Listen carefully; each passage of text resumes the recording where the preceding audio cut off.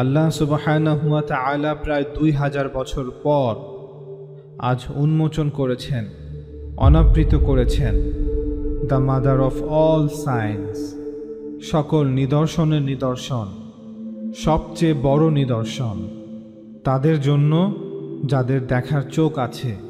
অধিকাংশ মানুষেরই চোখ আছে, তবে তারা দেখে না। তাদের কান আছে, তবে তারা শুনতে পায় না। তাদের হৃদয়ও আছে, তবে তারা অনুধাবন করতে পারে না।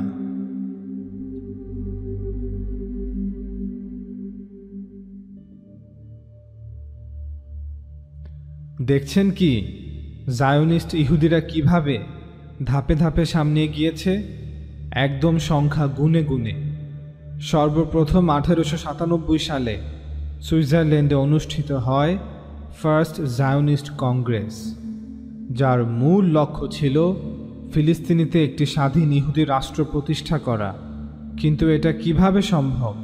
কারণ তৎকালীন সময়ে ফিলিস্তিন অঞ্চল ছিল ওসমানী খেলাফতের নিয়ন্ত্রণে। কিন্তু জায়োনিস্ট ইহুদিরা জানত কিভাবে কি করতে হয়, আর এটা তখনই সম্ভব যখন তাদেরকে গোটা আরব অঞ্চল থেকেই দূরে রাখা যাবে। আর এজন্য প্রয়োজন ছিল একটি যুদ্ধ। আর ঠিকই 1914 সালে যুদ্ধ লেগে গেল। আর এই যুদ্ধ কোনো সাধারণ যুদ্ধ ছিল না, এটা ছিল বিশ্বযুদ্ধ। এবং যা হবার তাই হলো। যুদ্ধে দুর্বল হয়ে যাওয়া ব্রিটিশ সাম্রাজ্য ধনী জায়োনিস্ট ইহুদিদের সহায়তা পাওয়ার জন্য বালফোর ডিক্লারেশন বা বালফোর ঘোষণা প্রদান করে, যেখানে ব্রিটিশ সাম্রাজ্যের পক্ষ থেকে ফিলিস্তিনে একটি ইহুদি রাষ্ট্র প্রতিষ্ঠার ঘোষণা দেয়া হয়। বালফোর ডিক্লারেশনের প্রায় 30 বছর পর, দ্বিতীয় বিশ্বযুদ্ধের ঠিক পরপরই ইউনাইটেড নেশন ফিলিস্তিনকে 2 ভাগে ভাগ করার সিদ্ধান্ত নেয়।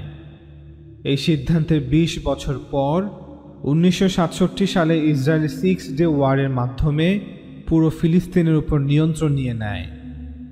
আর ঠিক 50 বছর পর ডোনাল্ড ট্রাম্প জেরুজালেমকে ইসরায়েলের রাজধানী হিসেবে ঘোষণা দেয়।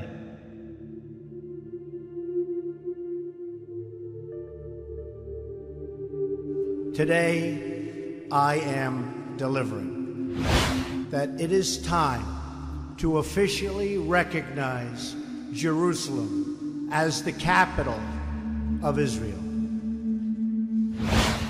This is nothing more or less than a recognition of reality. It is also the right thing to do.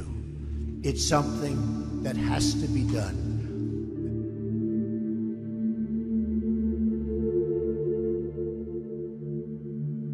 এবার লক্ষ্য করুন জায়োনিস্ট ইহুদিরা কত নিখুঁতভাবে তাদের লক্ষ্যে পৌঁছিয়েছে। 1917 থেকে 2017 ঠিক 100 বছর, 1917 থেকে 1967 ঠিক 50 বছর, এবং 1967 থেকে 2017 ঠিক 50 বছর, এবং প্রতিটি সালই সংখ্যা 7 দিয়ে শেষ, এবং ঠিক 100 বছরের দীর্ঘ পরিকল্পনা। আজ থেকে 100 বছর আগে 1917 সাল নভেম্বরের 2 তারিখ, যা অত্যন্ত অত্যন্ত অবাক করা এবং রহস্যপূর্ণ।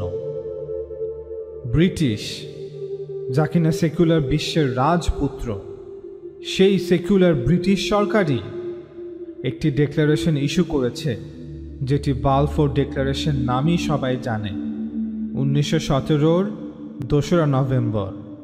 এবং এই ঘোষণাপত্রটি লেখা হয় ব্রিটিশ সরকারের ফরেন সেক্রেটারি আর্থার বালফোরের পক্ষ থেকে তৎকালীন একজন ব্রিটিশ জায়োনিস্ট ইহুদি নেতা সেকেন্ড ব্যারন রথচাইল্ডের কাছে, যিনি বিখ্যাত ব্রিটিশ ইহুদি রথচাইল্ড ব্যাংকিং পরিবারের সদস্য, যার নাম Walter Rothschild.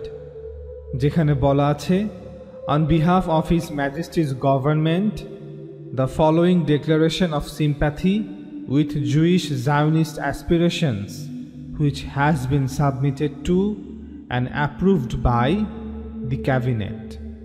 His Majesty's government view with favor the establishment in Palestine of a national home for the Jewish people. অর্থাৎ ব্রিটিশ সরকার যুদ্ধকালীন সময়ে ঘোষণা দিচ্ছে যে তারা ফিলিস্তিনে একটি ইহুদি রাষ্ট্র প্রতিষ্ঠা করবে ইহুদিদের জন্য, আর জুইশ ন্যাশনাল হোম, যে রাষ্ট্র হবে ইহুদি জাতীয়তাবাদের উপর ভিত্তি করে, তাও আবার ফিলিস্তিনিদের থেকে ভূমি দখল করে। আপনি কি শুনতে পেরেছেন কি বলা হচ্ছে এখানে? সেকুলার ওয়ার্ল্ডের সেকুলার যুবরাজ জাতীয়তাবাদের উপর ভিত্তি করে রাষ্ট্র প্রতিষ্ঠা করবে অন্যের জমি চুরি করে, তাও আবার ঘোষণা দিয়ে। In 1967, things finally came to a head.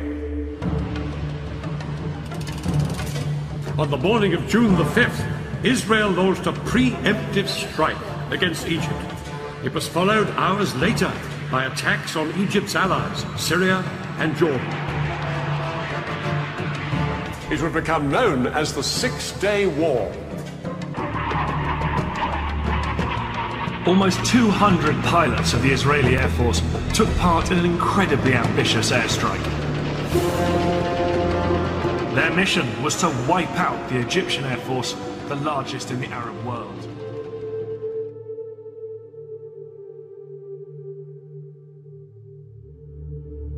তবে এখন ইউনাইটেড স্টেটস ব্রিটেনের স্থান দখল করেছে। এখন তারা হচ্ছে বিশ্বের নতুন শাসক রাষ্ট্র।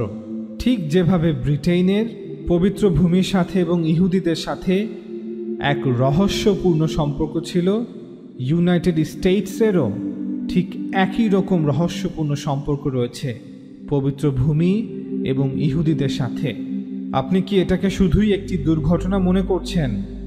ইউনাইটেড স্টেটস অনেক উপর দিয়ে উড়ে যাচ্ছে, কারণ সে প্রায় ধ্বংসের মুখোমুখি, আর এমনটা হতেই হবে।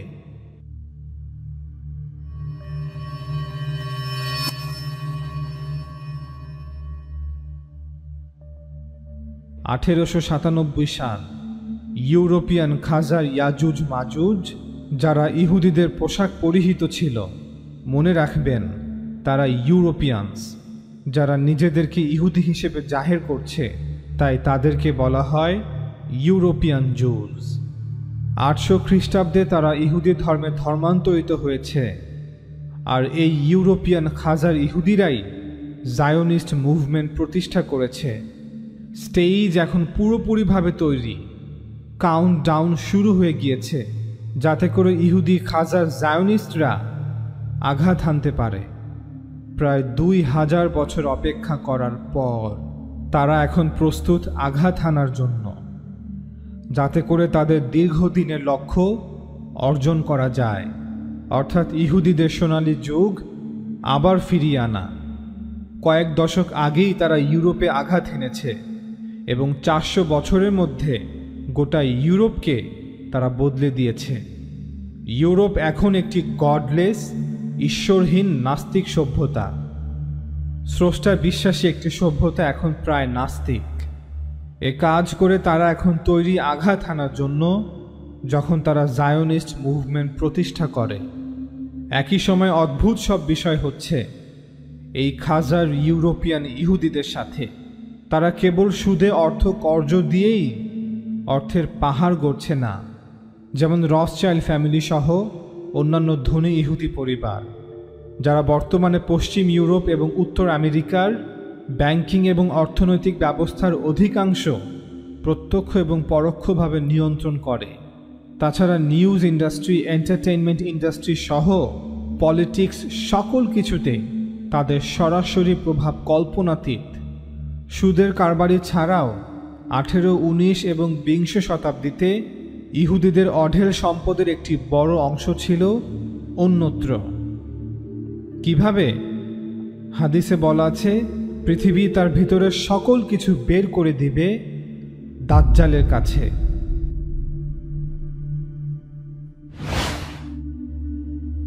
এক, তাকে সর্বপ্রথম পবিত্র ভূমি জেরুজালেম স্বাধীন করতে হবে ইহুদিদের জন্য। 2, তাকে সকল ইহুদিদেরকে আবার ইসরায়েলে ফিরিয়ে নিয়ে আসতে হবে, যে ইসরায়েলের ভূমি শুধুমাত্র ইহুদিদের জন্যই।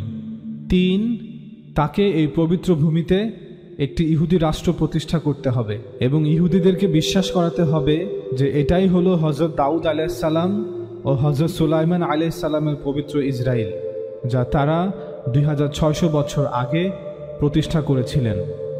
4, তাকে ইসরায়েল রাষ্ট্রকে পৃথিবীর বুকে সবচেয়ে শক্তিশালী ও ক্ষমতাধর রাষ্ট্র হিসেবে প্রতিষ্ঠা করতে হবে, যা অন্যান্য সকল রাষ্ট্রকে শাসন করবে। এই 4টি ধাপ সম্পূর্ণ হলেই মাসিহুদ দাজ্জাল বা ভণ্ড মাসিহ ইসরায়েল থেকে গোটা পৃথিবীকে শাসন করতে পারবে। আর তারপরই সে দাবি করতে পারবে যে আমি হলাম ঈসা মাসিহ, যার জন্য ইহুদিরা প্রায় 2500 বছর ধরে অপেক্ষা করছে। আর ইহুদিরা বিশ্বাস করবে যে সেই হচ্ছে তাদের প্রকৃত মাসিহ, যার কথা তাওরাতে ভবিষ্যৎবাণী করা আছে।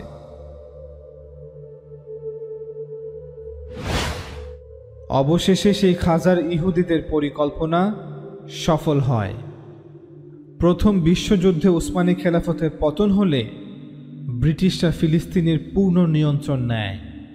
অতএব 1917-তে ফিলিস্তিন ছিল একটি ব্রিটিশ নিয়ন্ত্রিত এলাকা এবং তারা আগেই যুদ্ধকালীন সময়ে জায়োনিস্ট ইহুদিদের সাথে ওয়াদা করেছিল এই ভূমির একটি অংশ তাদেরকে দিয়ে দিবে।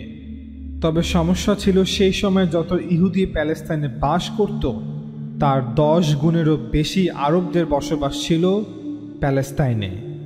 যখন জায়োনিস্টরা হাজার হাজার ইউরোপিয়ান ইহুদিদেরকে ফিলিস্তিনে প্রবেশ করায় তখন তাদের সাথে এক পর্যায়ে ভূমি নিয়ে ফিলিস্তিনিবাসীদের যুদ্ধ বেঁধে যায়। পরিস্থিতি এতটাই খারাপ হয়ে যায় যে ব্রিটিশরা সকল দায়িত্ব ইউনাইটেড নেশনকে বুঝিয়ে দিয়ে ফিলিস্তিন ত্যাগ করে। অতঃপর ইউনাইটেড নেশনও তাদের সেই পুরনো জায়োনিস্ট প্ল্যান প্রকাশ করে এবং পার্টিশন প্ল্যান প্রপোজ করে। ফিলিস্তিনবাসীরা এই অঞ্চলগুলো পাবে আর জায়োনিস্ট ইহুদিরা বাকি অঞ্চলগুলো, এবং জেরুজালেম হবে একটি উন্মুক্ত শহর যেখানে ইহুদি, খ্রিস্টান এবং মুসলিম সকলেই প্রবেশ করতে পারবে। জায়োনিস্ট ইহুদিরা সঙ্গে সঙ্গে এই প্রস্তাব গ্রহণ করে এবং 1948 সালে তারা স্বাধীনতা ঘোষণা করে এবং ইসরায়েল রাষ্ট্র প্রতিষ্ঠা করে। তবে ফিলিস্তিন এবং অন্যান্য আরব দেশগুলো যেমন মিশর, জর্ডান এবং সিরিয়া এই পার্টিশন প্ল্যান রিজেক্ট করে। ফলে ইসরায়েলের পূর্ব পরিকল্পনা অনুযায়ী আবার যুদ্ধ বাধে এবং যথারীতি ইসরায়েল তার পশ্চিমা গোলামদের সহযোগিতায় যুদ্ধে জয়ী হয়। ফলে জায়োনিস্ট ইসরায়েলিরা একের পর এক আরব ভূমি জোরপূর্বক দখল করে নেয় এবং বেশিরভাগ ফিলিস্তিনি তাদের সরাসরি নিয়ন্ত্রণে চলে আসে। এমনকি জেরুজালেমের একটি বড় অংশই তারা দখল করে নেয়। ফলে লক্ষ লক্ষ ফিলিস্তিনিবাসীকে তাদের ঘর বাড়ি ছেড়ে পলায়ন করতে হয়, আর না হয় তাদেরকে জোরপূর্বক বের করে দেয়া হয়। ফলে অসংখ্য ফিলিস্তিনিবাসী শরণার্থী হিসেবে জর্ডান, সিরিয়া এবং লেবাননে আশ্রয় নেয়। তারা আজও তাদের ভূমিতে ফেরত যেতে পারেনি। এত কিছুর পরও আরবরা ইসরায়েলকে মেনে নেয়নি এবং পরবর্তীতে প্রায় 20 বছর ধরে বিভিন্ন সময় ছোট বড় অনেকগুলো যুদ্ধ সংঘটিত হয় একে অপরের সাথে। ফলে দিন দিন শরণার্থীর সংখ্যা বাড়তেই থাকে। 1967 সালের সব কিছু অবশেষে মুখোমুখি উপস্থিত হয়। জুন মাসের 5 তারিখ সকালে ইসরায়েল প্রিএমটিভ স্ট্রাইক পরিচালনা করে মিশরের বিপক্ষে। কয়েক ঘন্টার মধ্যে একইভাবে সিরিয়া, জর্ডানে আক্রমণ চালানো হয়। এটি পরবর্তীতে 6 ডে ওয়ার নামেই পরিচিত হয়। ইসরায়েলি এয়ারফোর্সের প্রায় 200 পাইলট এই এয়ার স্ট্রাইকে অংশ নেয়। তাদের মিশন ছিল মিশরের বিমান বাহিনীকে পুরোপুরিভাবে ধ্বংস করে দেয়া, যা আরব বিশ্বের সবচেয়ে শক্তিশালী বিমান বাহিনী ছিল।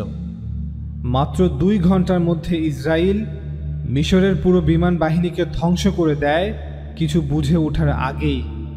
এর পরপরই তারা জর্ডান এবং সিরিয়ার বিমান বাহিনীর উপর হামলা চালায়, অর্থাৎ পুরো আকাশসীমা তারা নিয়ন্ত্রণে নিয়ে নেয়।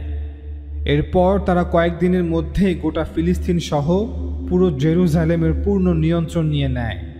মাত্র 6 দিনের মধ্যেই ইসরায়েল তার জায়োনিস্ট অর্থ এবং তার পশ্চিমা গোলামদের সহযোগিতায় যুদ্ধে জয়লাভ করে।